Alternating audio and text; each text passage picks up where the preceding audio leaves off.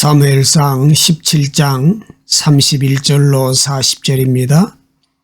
어떤 사람이 다윗이 한 말을 듣고 그것을 사울에게 전하였으므로 사울이 다윗을 부른지라. 다윗이 사울에게 말하되 그로 말미암아 사람이 낙담하지 말 것이라.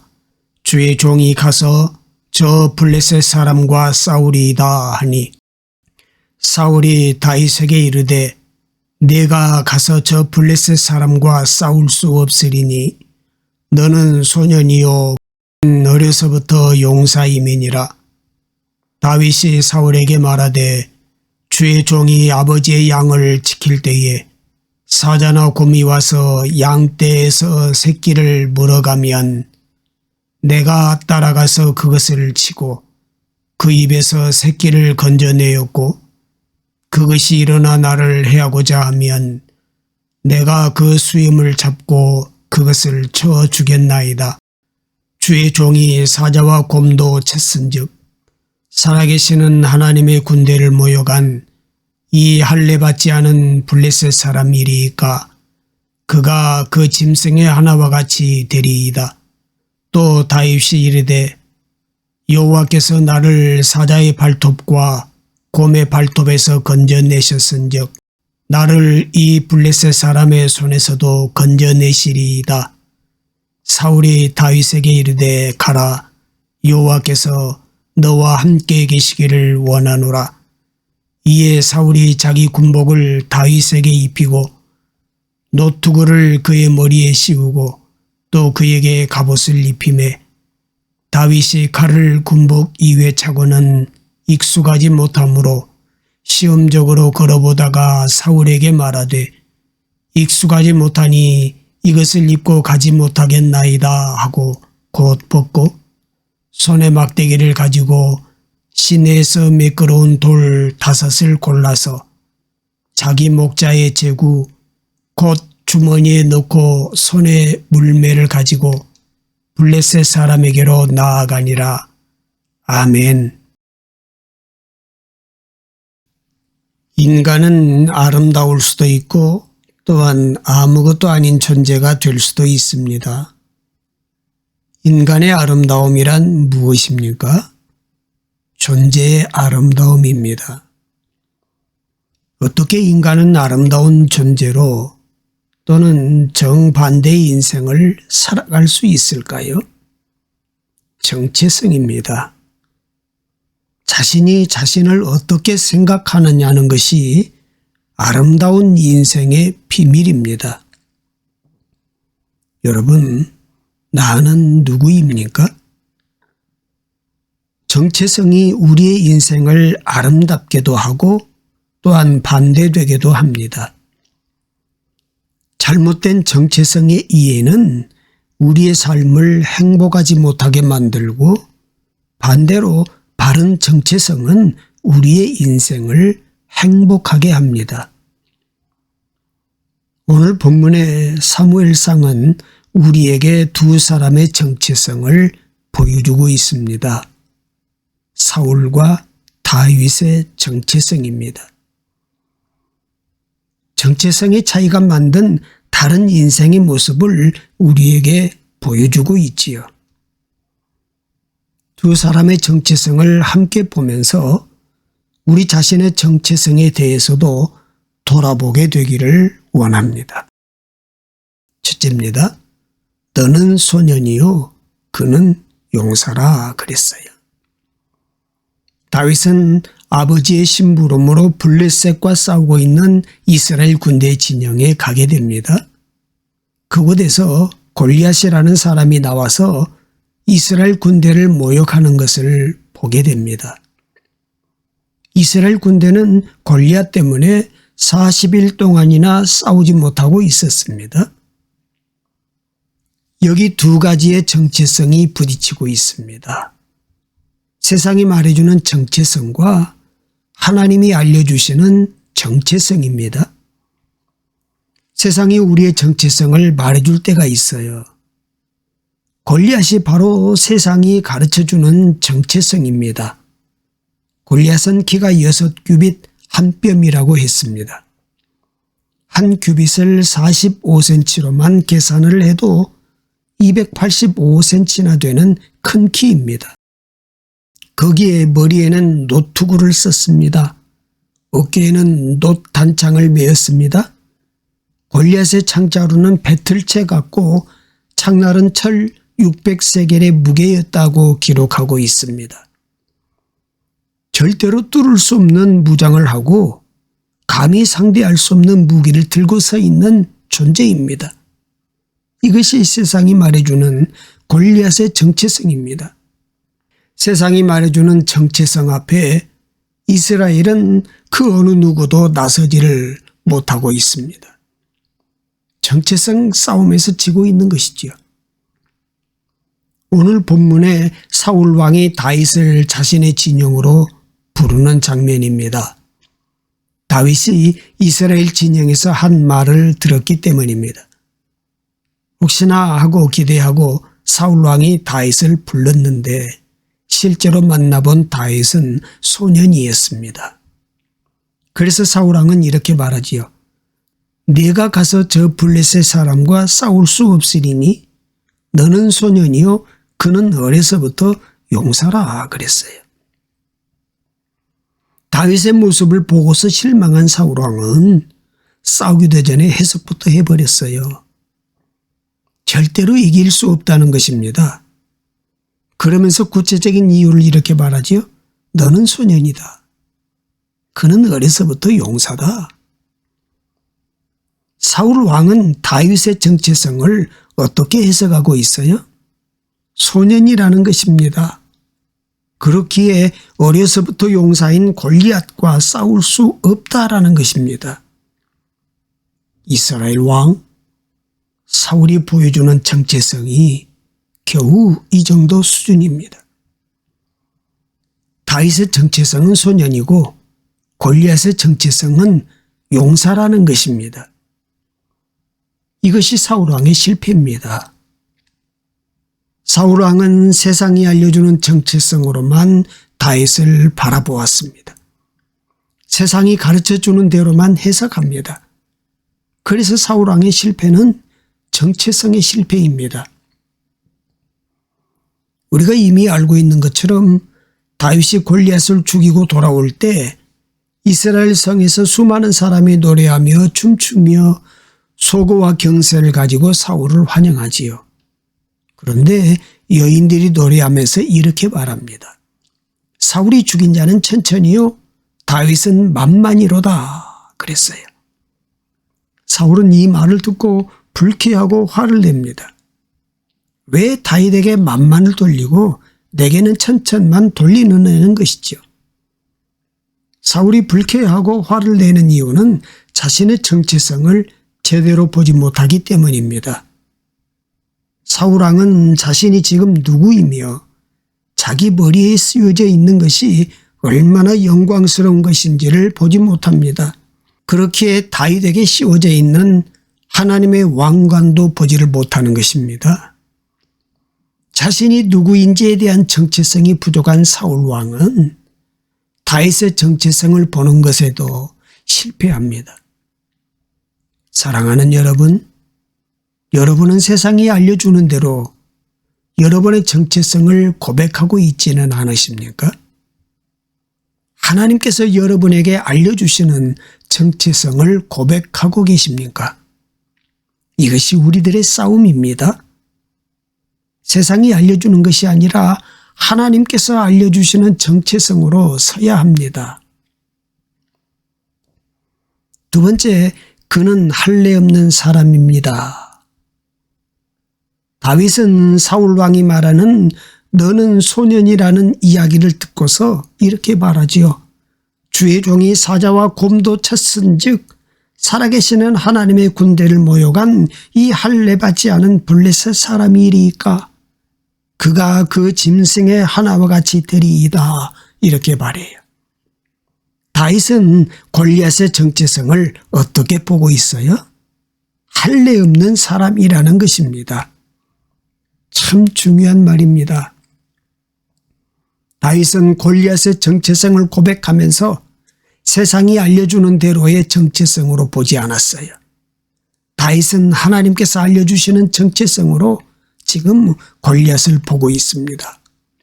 그래서 다윗입니다. 골리앗의 모습이 전혀 중요하지가 않았어요. 자신이 누구인지가 훨씬 중요합니다. 하나님은 비록 소년이지만 다윗을 등장시키셔서 이 전쟁에서 하나님이 가르쳐 주시는 정체성을 알려주려고 하시는 것입니다. 성경은 이런 하나님이 가르쳐 주시는 정체성을 배운 사람들을 우리에게 보여줍니다. 정체성이 달라져야 하나님이 쓰실 수 있는 것입니다.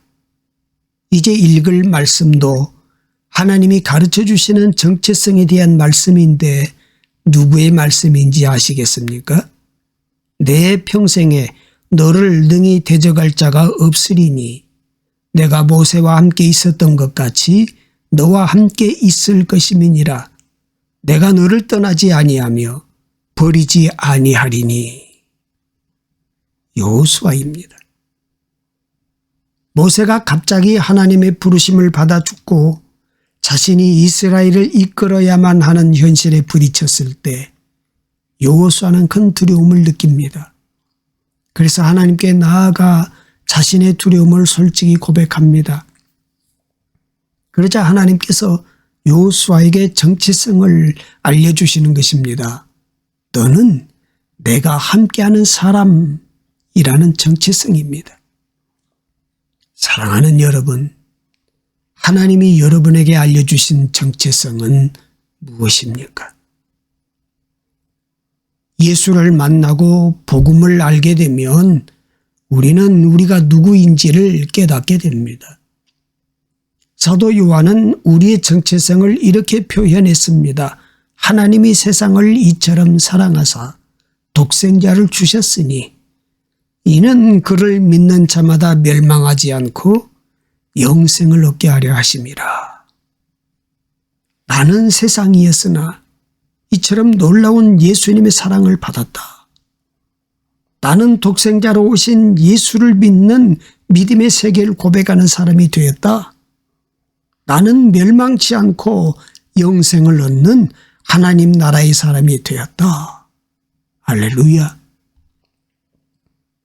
여러분, 우리가 하나님의 자녀라는 정체성을 가지면 어떤 환경을 만나도 어떤 사람을 만나도 우리 마음속에 자신이 하나님의 자녀라는 정체성만 있으면 귀한 삶을 살아갈 수 있지 않을까요?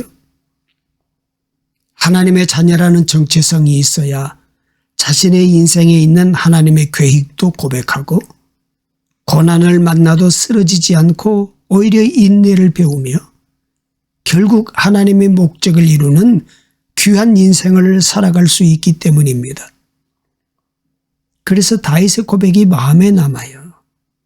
할례 없는 사람이라는 말이 단순히 골리앗 같은 이방인을 말하는 것이 아니기 때문입니다. 세례받고 하나님의 자녀가 된 우리들이 자신을 하나님의 자녀라고 여기지 못한다면 우리가 바로 할례 없는 사람과 같을 수 있기 때문입니다. 여러분은 누구입니까? 세 번째입니다. 물맷돌 5개입니다. 다윗의 확신이 찬 고백을 들은 사울왕이 다윗에게 자기 군복을 입히고 자기 투구를 씌우고 자기 갑옷까지 입히려고 합니다. 아무리 정체성 고백을 들어도 그 소리를 알아듣지 못하는 사울왕은 여전히 자기 생각대로 소년 다윗에게 자신의 무장이라도 주려고 하는 것입니다. 다윗은 사울왕의 호의에 따라 칼을 차고 군복을 입고 시험적으로 걸어보다가 그 모든 것을 다 벗어버리고 이렇게 행동합니다. 손에 막대기를 가지고 시내에서 매끄러운 돌 5을 골라서 자기 목자에 재고 곧 주머니에 넣고 손에 물매를 가지고 블레셋 사람에게로 나아가니라 그랬습니다. 다윗이 막대기를 가지고 물맷돌 5개를 가지고 골리앗에게로 나아갔다는 것입니다.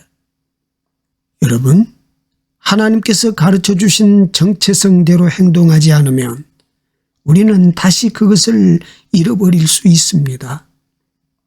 다윗의 행동이 바로 그것을 가르쳐 주지요. 다윗은 하나님이 가르쳐 주신 정체성대로 하는 것입니다. 첫째, 다윗은 막대기를 들었어요. 이것이 다윗의 선택입니다. 사울의 무장 대신에 다윗이 선택한 것이 막대기입니다. 다윗은 하나님이 가르쳐 주신 정체성을 따라갑니다. 사울의 무장을 거절하고 막대기를 드는 이유가 그것입니다. 다윗이 양을 칠 때 맹수의 위협에서 구원하셨던 바로 그 막대기를 붙드는 것입니다. 여러분과 저에게도 막대기가 있을 것입니다. 하나님이 주신 막대기. 우리 인생 속에서 우리를 지켜오셨던 막대기입니다. 은혜의 막대기, 기도의 막대기, 사랑의 막대기가 있습니다. 우리가 붙들 것은 그것밖에 없습니다. 내가 사망의 음침한 골짜기로 다닐지라도 해를 두려워하지 않을 것은 주께서 나와 함께 하심이라. 주의 지팡이와 막대기가 나를 안위하시나이다 그랬어요. 두 번째, 다윗은 물맷돌 5개를 잡습니다. 다윗은 사울의 무장 대신에 물맷돌 5개를 선택합니다. 참 초라하지요. 도대체 어떻게 그 보잘것없는 것으로 골리앗을 쓰러뜨리겠다는 것입니까? 그런데 다윗은 물맷돌을 붙잡았습니다. 그것도 5개입니다. 다윗은 초라하나 그를 도우시는 하나님의 능력이 빛나시는 순간입니다. 그 순간이 우리가 물맷돌 5개를 선택하는 순간입니다. 다윗이 어렸을 때부터 능숙한 물맷돌이기에 가능한 일을 이야기하는 것이 아닙니다. 여러분, 우리는 늘 더 큰 무장을, 더 좋은 무장을 선택합니다. 막대기와 물맷돌을 선택하는 것은 어리석은 일처럼 보입니다. 그래서 많은 사람들이 그런 선택을 하지 않아요. 그러나 다윗은 하나님이 가르쳐 주신 정체성대로 막대기와 물맷돌 5개의 사람입니다. 여러분, 여러분의 손에 들려 있는 것은 무엇입니까? 존귀와 경배를 받으시기에 합당하신 하나님, 선하심과 인자하심을 찬양하오니 영광받아 주시옵소서. 주님, 시시각각 찾아오는 삶의 어려움이 우리에게 참 많습니다. 믿음으로 극복하려고 해도 낙심하고 절망할 때도 있습니다. 주께 맡기는 삶을 결단하지만 문제가 짓누를 때면 기도조차 못하고 두려워합니다. 그러나 삶의 여정이 주의 섭리 안에서 흘러가게 하심을 감사드립니다. 상한 심령을 어루만져 주시고 영육간의 회복을 누리게 하옵소서. 주님, 세상이 알려주는 정체성이 아니라 하나님이 알려주시는 정체성을 갖게 하여 주옵소서. 내가 가진 것은 초라하지만 하나님 능력의 도구가 됨을 믿습니다. 내가 너와 함께하리라는 하나님 아버지의 동행하심, 하나님의 사랑을 받는 자녀라는 정체성으로 우리에게 허락하신 인생의 그림을 아름답게 완성해 나가는 믿음의 사람이 되게 하옵소서. 코끝에서 호흡이 사라지는 그 순간까지 하나님만을 찬양하며 높이게 하옵소서. 인생의 문제를 아시고 있어야 할 것이 무엇인지를 아시는 하나님을 온전히 의지하며 생명의 근원이신 예수 그리스도의 이름으로 기도합니다. 아멘.